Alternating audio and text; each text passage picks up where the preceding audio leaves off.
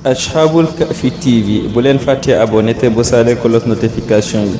ndax loolu mooy tax ngeen di mën a am bépp vidéo bi fi bàyyeekoo jaa ngeen. billahi samii alim min sarri seytaani rajim bismillahi rahmani rahim alhamdulillahi alladi farada alkitab farada ibadihi siyam wa ja'alahu fihi zadan min attaqwa wa وأسال السائمين على الصبر دار السلام صوم رمضان فرض واجب ركن من أركان الإسلام أصل في وجود الكتاب والسنة والإجماع كما قال تعالى كتب عليكم الصيام كما كتب على الذين من قبلكم لعلكم تتقون mbokki jullit yi ñu ngi leen di nuyu te di leen di ziara di ñaan Buur bi subhaanahu wa taala defal na tawfiq tey siir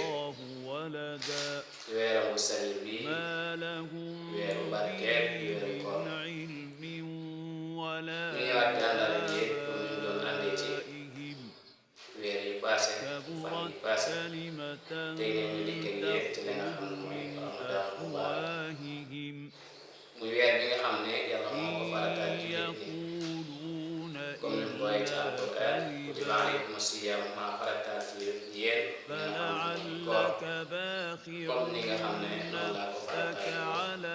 nit yi muy weer boo xam ne nit ci mën na si war a si bàyyi xel ci jaamu yàlla Buur bi subhanahu wa taala ci nam ko mane ndax borom bi subhanahu wa taala nit ñi ko farataalee defal ci ay xéewal comme niñ ci waxee ne koor de dama kaa xaaj ci ñetti xaaj awaluhu mu ci def arrahma wa wasatuhu almaghfira wa axiru waqtin min annar premier bi neen da kaa xaaj ci yërmande Buur bi subhanahu wa taala moom mi nga xam ne yërmande yaatu na lool ci jaam wasatuhu mu def ko muy njéggal allahu afuur rahim yàlla mooy ay jéggalaa bu ci mujj nag dixième jour mujj mu def ko aj ko normal di ko rek ci safar weer boobu jotee war nañ ci bàyyi xel di ci góorgóorlu di ci jéem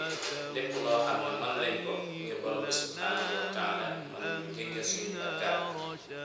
moo tax xadis bu waxoon ne man saama ramadaana imaanan wa ihtisaaban ghufira lahu ma taqaddama min zanbi képp ku woor ci yéen na nga xam ne mooy ramadaan ngeen ngeen yàlla boobu subhanahu wa taala taxawee ko ni ko mane yàlla dina la jéggal say bakkaar ñu nekk ak yu néew nga xam ne koor mbir la boo xam ne borom bi jaare ko ngir xeetu Muhammad sallallahu alayhi wa sallam ngir mu doon seen texe adduna waaye doon seen texe li nga xam ne mooy yawmal qiyaama bokk ci la nga xam ne mooy koor